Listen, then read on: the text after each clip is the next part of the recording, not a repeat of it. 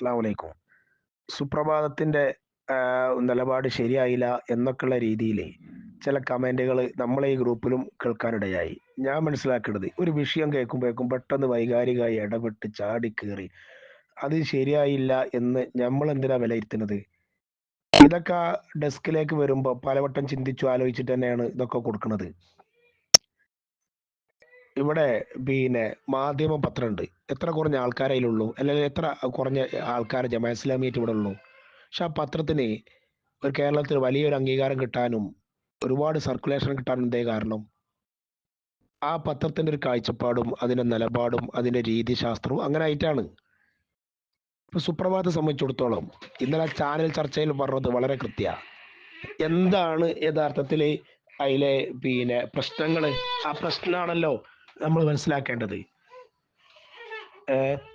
പരസ്യം കൊടുത്തു, അത് ആർക്കും പ്രശ്നമില്ല. രണ്ടാമത് അതിന് അടിയിലെ കമന്റുകൾ, ആ കമന്റുകൾ ശരിക്കും കേരളത്തിൽ ചർച്ച ചെയ്യേണ്ട വിഷയമല്ലേ?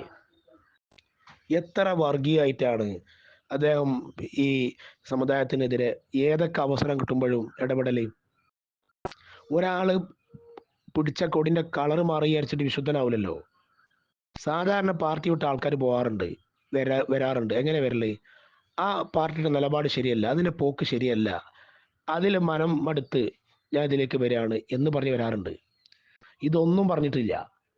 ഇത് അവിടെ ചില വേക്കൻസി കിട്ടാതെ വന്ന സമയത്ത് ഒരു മേച്ചിൽപ്പുറം തേടി വന്ന ആളെ കൊണ്ടു കുഴപ്പമില്ല. അത് എതിരാളികൾ പ്രചരണ ആയുധാക്കുന്നുള്ളത് സ്വാഭാവികമാണ്.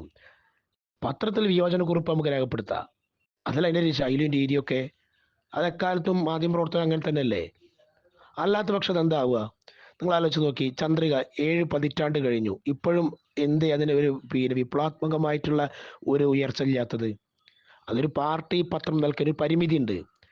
ആ പരിമിതി, അതേ പരിമിതി തന്നെ സുപ്രഭാതം നിൽക്കണം എന്ന് നമ്മൾ വാശി പിടിക്കരുത്. അവിടെയാണ് ഇതിൻ്റെ പ്രശ്നം. അത് വിശാലമായി എഴുത്ത് ചെയ്തും നിങ്ങൾ ആലോചിച്ച് നോക്കി, തലച്ചോറ് ഡാഷ് തിന്നാത്ത മാധ്യമ പ്രവർത്തനം, അതിന്റെ ഭാഗമായിട്ട് ഇന്നലെ റാവുത്തറിന്റെ ഒക്കെ പ്രതികരണം കണ്ടല്ലോ. ബുദ്ധികൾ ചിന്തിക്കാൻ കോൺഗ്രസ് അടക്കം ചിന്തിപ്പിക്കുന്നത്. കാരണം ഒരു സമയത്ത് പോലെ നിലപാട് ഈ പത്രത്തിൽ വരേണ്ടത് വരെ മാറ്റിയില്ലല്ലോ. ഇനിയെങ്കിലും മാറ്റാൻ ചിന്തിക്കാൻ അവസരമാകും. ഖലീഫ ഉമർ റളിയല്ലാഹു തആലയൊക്കെ പറയാൻ ഒരവസരം ഇതുകൊണ്ടുണ്ടായില്ലേ? അതന്നെയല്ലേ പത്രം. ഇത് ഏത് കേൾക്കുമ്പോഴേക്കും നമ്മൾ ചാടി. വളരെ കറക്റ്റായിട്ട് പത്രം അതിന്റെ റൂട്ടിൽ തന്നെ ഉള്ളത്.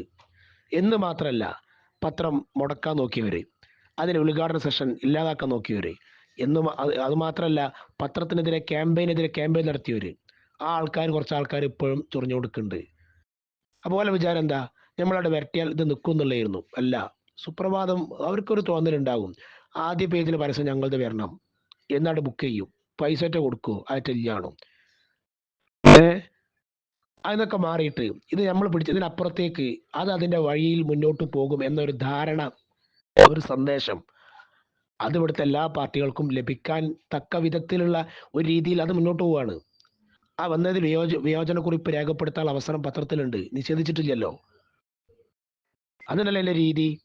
ഇത് പലർക്കും ഒരു തിരിച്ചടി, അല്ലെങ്കിൽ അങ്ങനെ വരച്ചവരെ നിർത്താൻ പറ്റുന്ന സംഗതിയല്ല. ഇത് സ്വതന്ത്രമായി വർക്ക് ചെയ്യുന്ന മാധ്യമ പ്രവർത്തനം നടത്തുന്ന ഒരു സംവിധാനമാണ് എന്നുള്ള സന്ദേശം ഇതിലൂടെ കിട്ടിയിട്ടുണ്ട്. പിന്നെ അയാൾ തിരുത്തേണ്ട വിഷയം സമസ്തക്കെതിരെ പറഞ്ഞ മാത്രമൊന്നുമല്ലല്ലോ, ഏതൊക്കെ വിഷയങ്ങളിലൊക്കെ അയാൾ പ്രതികരണം അതല്ലേ. അയാൾ തിരുത്താതെ സ്വാഭാവികമായിട്ടും അത് പ്രചരണം ആയുധാക്കുന്ന ഉറപ്പന്നല്ലേ. അതാണ് സുപ്രഭാതത്തിന്റെ സ്റ്റൈലും അതിന്റെ രീതിയും. അതുകൊണ്ട് തന്നെ ആളുകൾ അതിനെ സ്വീകരിക്കുന്നതും. ഇതിനേക്കാൾ വലിയ പുകിലായിരുന്നു കഴിഞ്ഞ ലോക്സഭാ ഇലക്ഷനിൽ ഉണ്ടായിരുന്നത്. അന്ന് ആൾക്കാർ പറഞ്ഞു അടുത്ത ക്യാമ്പയിനിൽ ഇനി ഒരാളടുത്തേക്കും പോണ്ടാന്ന്. പത്രത്തിനെ കണക്കൊന്നപ്പോൾ എന്തായി? എണ്ണം കൂടിയില്ലേ? നമ്മൾ കാര്യങ്ങൾ അങ്ങനെ മനസ്സിലാക്കണ്ടേ?